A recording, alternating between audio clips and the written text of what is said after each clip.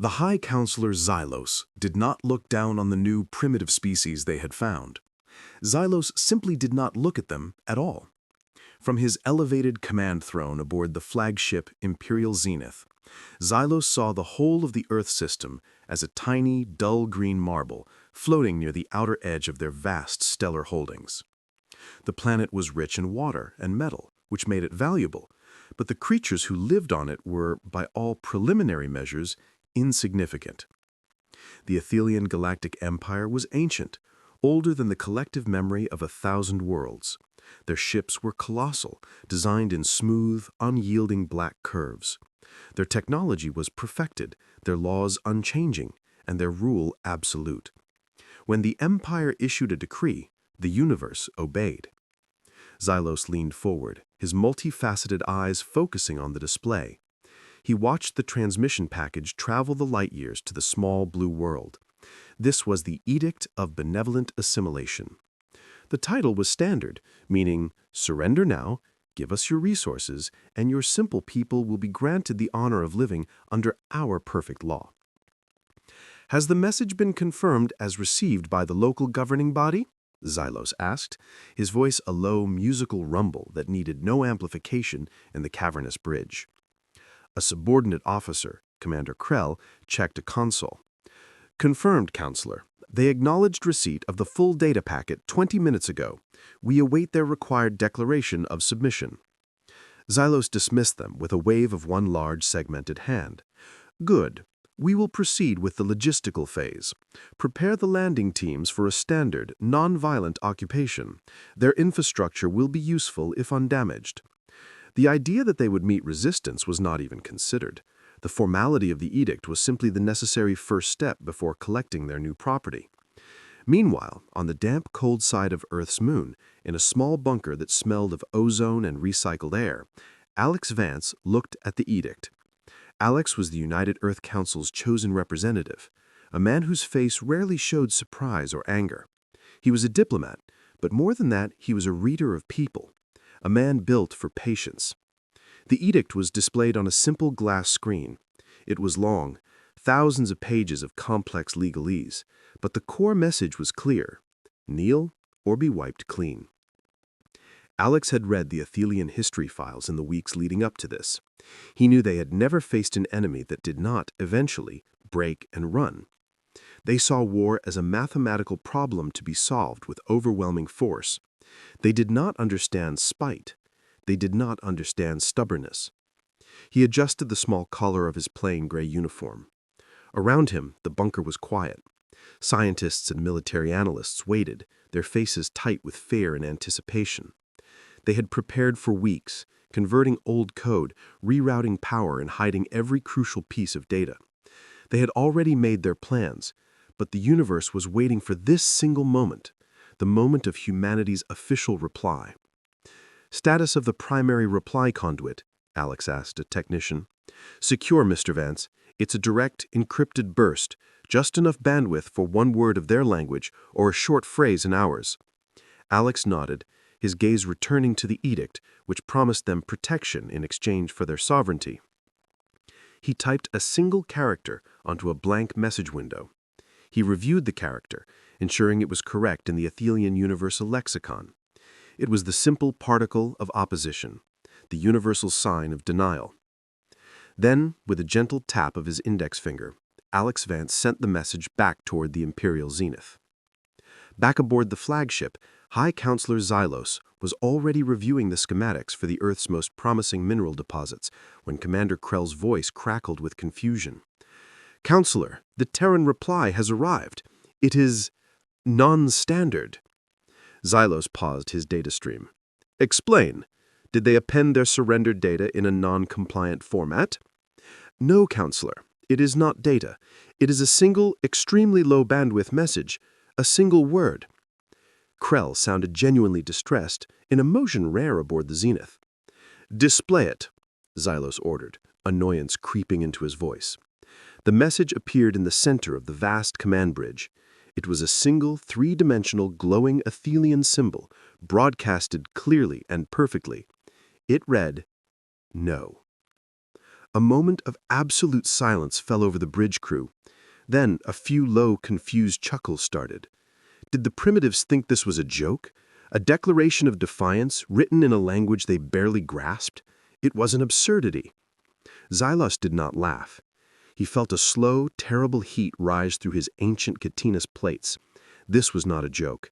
This was an insult. The tiny creatures had seen the full, comprehensive power of the Empire, and rather than bow, they had spat a single syllable of defiance. "Primitive insolence," Xylos whispered, his voice dangerously low. His segmented eyes narrowed into slits of fury. This was not a joke. This was an insult. The tiny creatures had seen the full, comprehensive power of the Empire, and rather than bow, they had spat a single syllable of defiance. "Primitive insolence. Counselor, cancel the nonviolent occupation force. Dispatch a punitive squadron. 3 heavy cruisers. I want their lunar outpost eliminated and their orbital assets silenced immediately. They will learn the cost of that word before the sun sets on their pathetic world." The time for formal procedure was over. The time for correction had begun. The 3 Ethelian heavy cruisers moved with the cold, silent efficiency of a well-oiled machine. They were the punitive squadron, sent to correct the small, silly mistake made by the inhabitants of the Blue World. Their commander, a veteran named Twek, felt only mild irritation. The task was beneath him, a simple exercise in power projection. Their mission was clear: destroy the orbital defenses, eliminate the moon base, and wait for the main fleet. Twek stood on his bridge, watching the speed indicators flash green. The ships were massive, their hulls covered in specialized layers of armor designed to turn aside any known energy weapon. The Ethelians had not changed their ship designs in 1,000 years because they had never needed to. Why improve perfection? "We will approach at standard attack vector," Twek commanded. "Target the largest concentration of defensive satellites first. Use focused plasma discharges. Make the message clear. Resistance is painful." He expected to see simple warships, lines of uniformed, outdated vessels waiting to be broken. The Empire's sensors were perfect. They would show him everything. Far closer to the Blue World, in a crowded, brightly lit bunker deep beneath the surface of Earth, Chloe Davis watched the Imperial approach on a massive tactical screen. Chloe was the commander of this improvised defense. She did not have the calm patience of Alex Vance. She had the sharp, restless focus of a hunter who knew the odds were impossible. 3 heavy cruisers, a nervous analyst reported. They are in standard attack formation, high energy signatures confirmed. "Expected," Chloe replied, tapping her finger on the glass table. She looked at the strange collection of icons representing her own fleet. They looked like a junkyard diagram.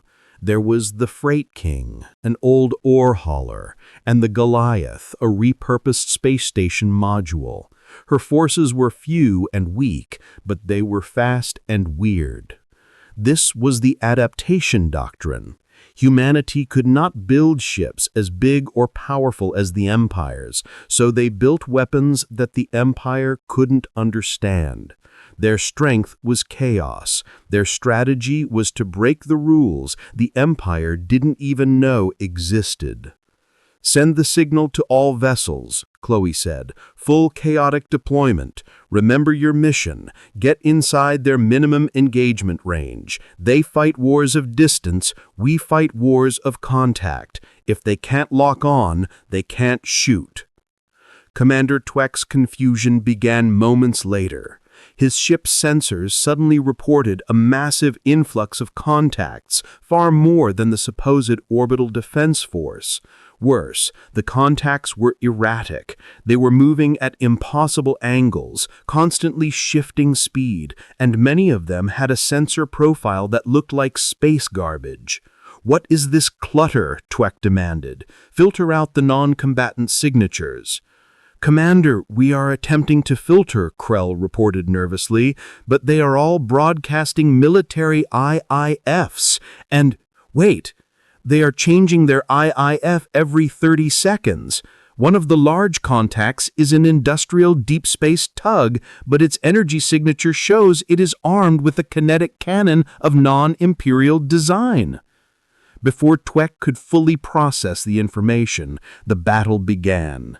It wasn't the slow, dignified exchange of massive plasma blasts he expected. It was a swarm. The human ships, the modified transports and converted mining vehicles screamed toward the Imperial cruisers. They did not fly in straight lines. They corkscrewed, they stopped dead, and they fired strange, blunt rounds. These were the kinetic railguns, firing huge slugs of repurposed metal at extreme velocity. They did not penetrate the Empire's powerful shields, but they hit again and again, causing localized energy spikes and system strain. The Ethelian target computers, designed for the predictable movements of standard warships, struggled to keep up. The human vessels were moving too fast, too close, and too randomly. A cruiser on the squadron's flank, the Vengeance, tried to lock on to a large, slow-moving target, the old ore hauler. But as the Vengeance charged its plasma cannon, the ore hauler suddenly spewed thousands of metal shards behind it and vanished on passive detection mode. The blast hit nothing but expanding debris. Then came the real shock. A tiny, fast vessel, barely larger than an escape pod, carrying a powerful crude magnetic charge, slammed into the Vengeance's port side. The resulting electric pulse, though not damaging the hull, overloaded the primary shield generator. For a moment, the shield flickered and died. In that precious instant, a salvaged defense satellite, controlled by a small crew of engineers, fired its modified kinetic slug. The projectile, coated in a layer of reactive material, was crude and slow compared to Imperial weapons, but it hit the unshielded engineering section of the Vengeance with the full force of a freight train. The Ethelian cruiser, its ancient, perfect design unable to handle such a messy, close-quarters blow, broke in half, exploding in a brilliant flare of released power. Commander Twek, staring at the sudden, catastrophic loss, couldn't breathe. 2,000 years of Imperial doctrine said this was impossible. They had been killed by junk. Before he could organize a response, his remaining cruiser was swamped by a cloud of mining drones, now armed with automated construction lasers set to drill into sensitive sensor arrays. A second cruiser, the Retaliator, tried a hard turn to escape the cloud, violating its standard attack pattern. It flew directly into a dense, carefully placed minefield of modified solar batteries rigged with explosives. The Retaliator vanished in a soundless flash, leaving Commander Twek alone. His perfect three-ship punitive squadron was reduced to one, shattered by a chaotic, incomprehensible enemy. "Retreat! Full reversal and jump to the nearest designated retreat point," Twek screamed, abandoning every established Imperial protocol. He knew that the Blue World, this insignificant marble, was not playing by the rules of the Empire. They were playing by human rules. And they had just won the first round. Admiral Vorlak was a masterpiece of Imperial discipline. He had commanded fleets for 300 cycles and had never known failure. When he received the report detailing the destruction of the punitive squadron by what looked like armed garbage and mining drones, he did not rage. He simply adjusted his strategy. The primitives had shown they could fight a chaotic battle, so the Empire would respond with overwhelming, ordered might. Vorlak's new fleet was immense, dozens of heavy cruisers, carriers, and support vessels. It was a projection of force designed to crush any thought of resistance by its sheer presence. He established a command station far from the dangerous blue world, positioning his ships in a perfectly structured formation. Their orders were precise: hold the line, block all traffic, and wait for the final assault orders from High Counselor Xylos. They used disorder as a weapon, Vorlak told his bridge staff. We will answer with perfect order. Our logistics are flawless, our communications are secured. We will surround them and slowly starve them of their resources. Vorlak's faith was absolute. The Empire was held together by an unchanging, centralized system. Every ship's position, every drop of fuel, every weapon was tracked and ordered by the Imperial Grand Data Network. This network never failed, and because of it, the Empire never lost. Far away, in a secure facility carved into the base of a forgotten mountain range, Ethan Cole stared at a screen full of green, flowing code. Ethan was the lead cyberneticist, a man who saw not power in size, but vulnerability in structure. He knew the Athelians valued perfection above all else. They had built a perfect castle with a single perfectly locked front door. They are relying on the Grand Data Network for everything, Ethan murmured to his small team. It's the nervous system of their whole operation. Since they have never lost, they have never built a system that allows for error. The team's plan was simple and terrifyingly effective. They were not going to try to break the network, which was too well protected. They were going to make the network doubt itself. Ethan's team had created a self-mutating viral code, a piece of digital chaos based on the messy, decentralized communication systems humanity used every day. They called it the uncertainty principle. It was designed to find its way into the Imperial systems via the data stream of the returning damaged cruiser from Part 2. It did not carry a payload of destruction. It carried a payload of subtle lies. Start the dispersal, Ethan ordered. We want the errors to be small, intermittent, and just believable enough to look like hardware failures, not an attack. The infection took hold almost instantly within the Grand Data Network. For Admiral Vorlak, the problems started small. A delivery of specialized plasma coils meant for the 3rd Squadron arrived 2 full days late, having been rerouted through a remote, unnecessary station. A freighter carrying 3 tons of essential nutrient paste for the crew of a carrier reported its status 1 degree off its true coordinates. A secured message from command detailing an attack vector contained a single misspelled word that changed the meaning of the key instruction from hold position to advance slowly. At first, Vorlak's staff fixed the problems one by one, dismissing them as isolated errors. But the errors kept coming.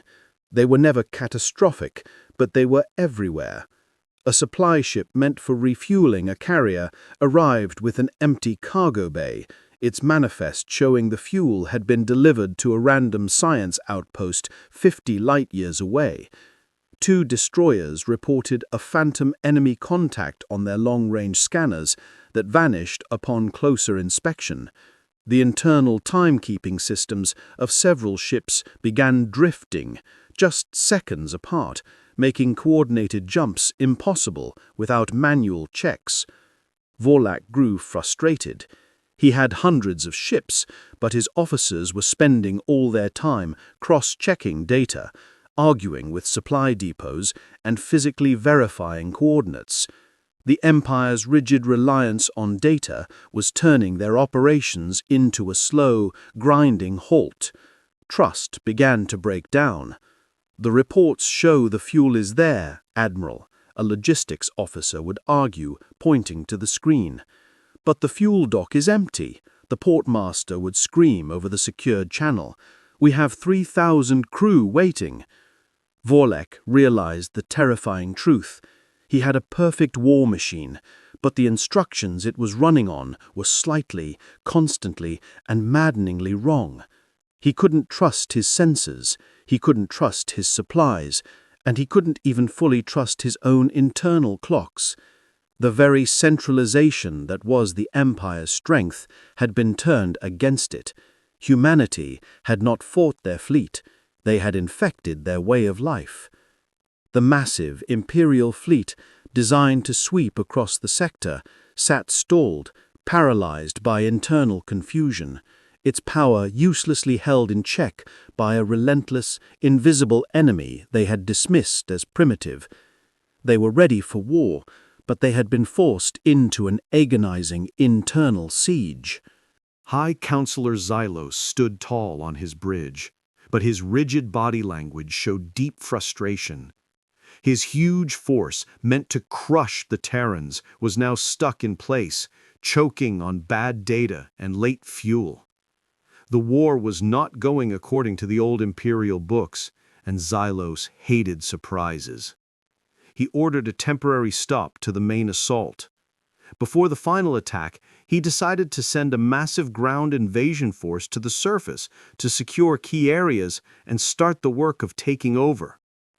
"They use chaos in space," Xylos decided, his voice harsh. "But on the ground, the rules of physics apply. Our soldiers are perfect. Their organization is perfect. They will bring order to that messy world." The preparations for the ground assault began, but even this process was slow because of the constant small errors created by Ethan Cole's viral code. Supplies were often mislabeled, troop transport times were wrong, and the heavy equipment was scheduled to arrive at the wrong docking bays. The Empire was ready to fight, but it was too busy checking its own paperwork. Deep beneath the earth, the human defense team watched the Imperial fleet's paralysis with cold satisfaction. Grace Lynn, a young woman with a calm voice and sharp eyes, was in charge of the third phase of the plan, psychological disruption. She was not a warrior. She was a master of whispers and doubt. "The physical defense and the cyber attack bought us time," Grace explained to her team. "Now we attack what the Empire values most, their faith. They believe in their leaders and their perfect system. We are going to make them believe in nothing." Grace's team used the same corrupted data network that was fouling up the Empire's logistics. They injected small, highly personalized messages carefully designed to fit the way Athelian minds worked. Athelians were creatures of strict hierarchy and total obedience. They were not built to handle personal doubt or confusion.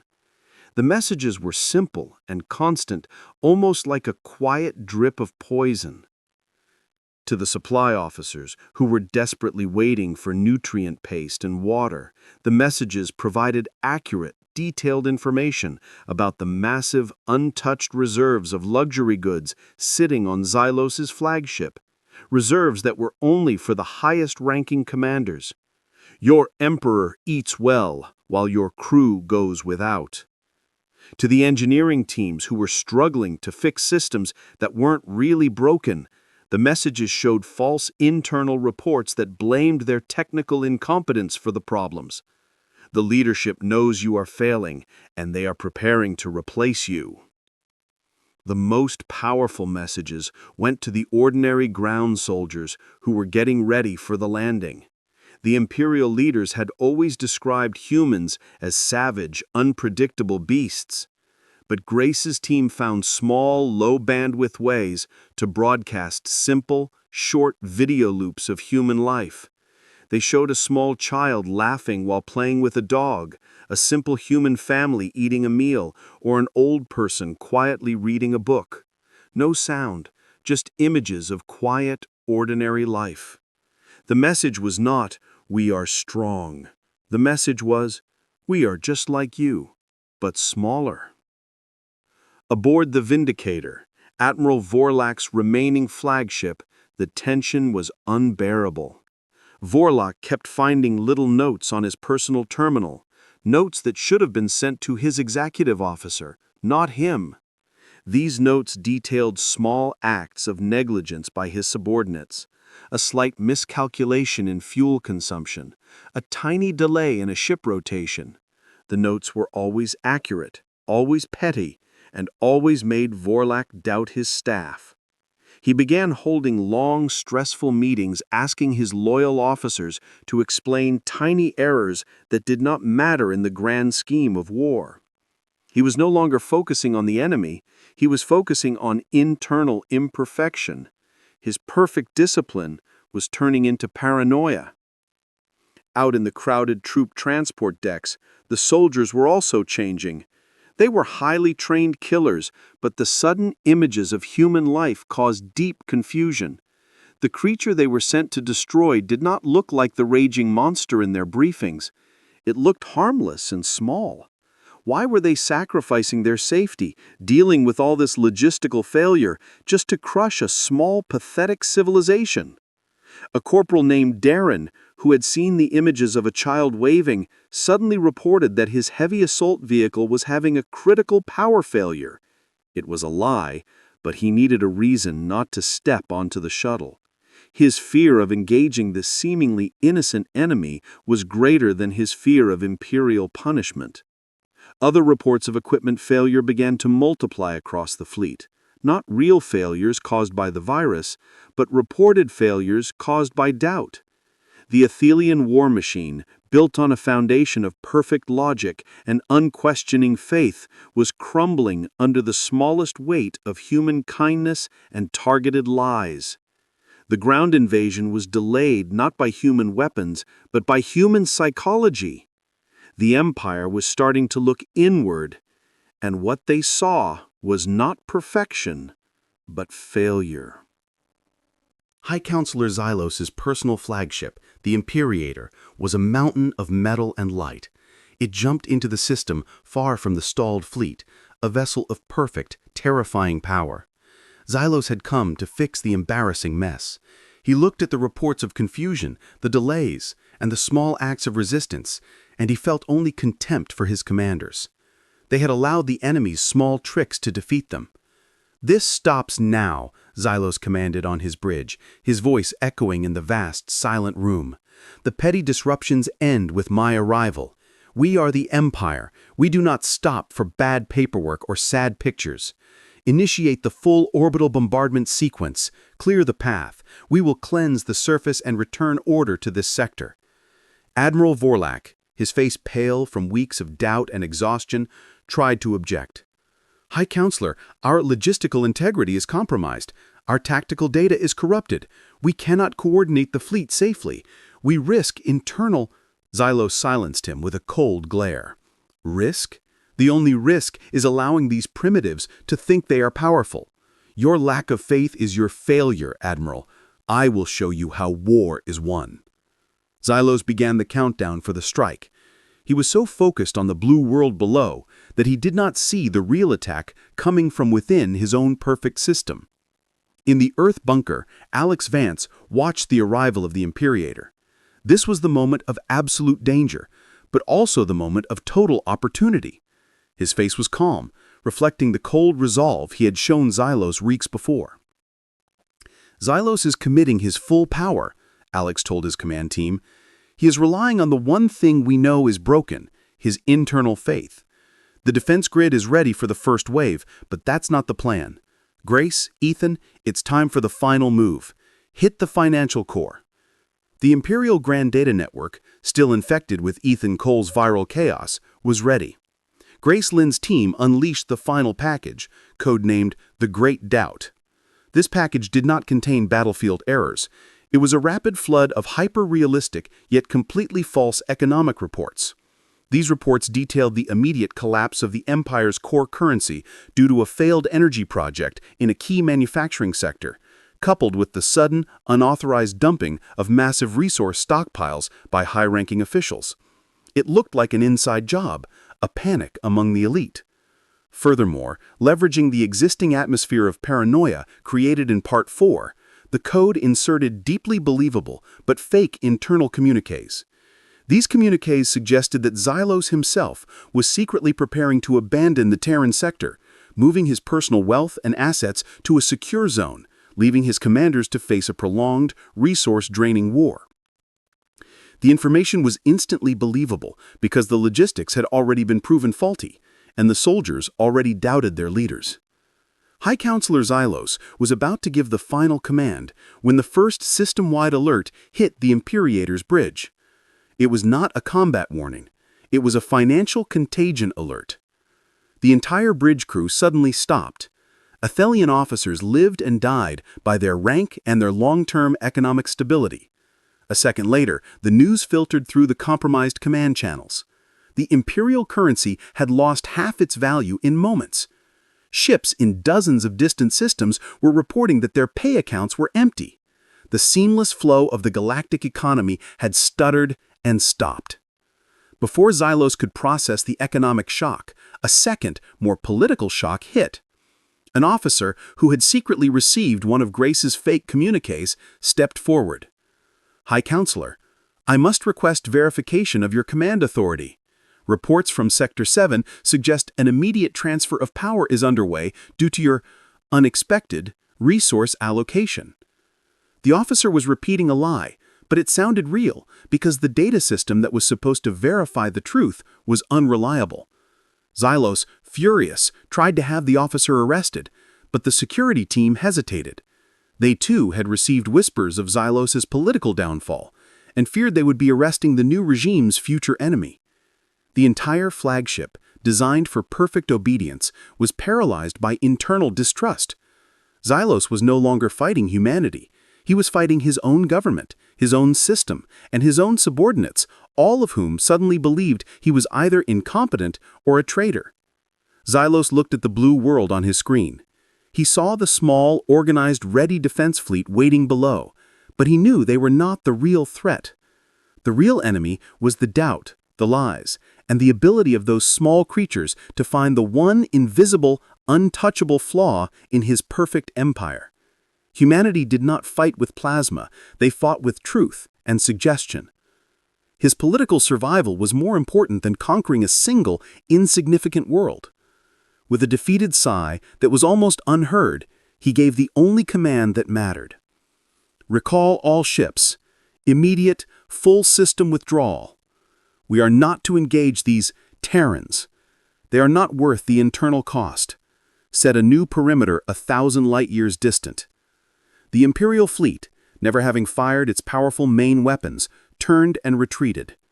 They left not because they were destroyed, but because they were convinced that staying one moment longer meant the end of their entire perfect, ancient way of life. Alex Vance and his team watched the hundreds of enemy icons vanish from their screens.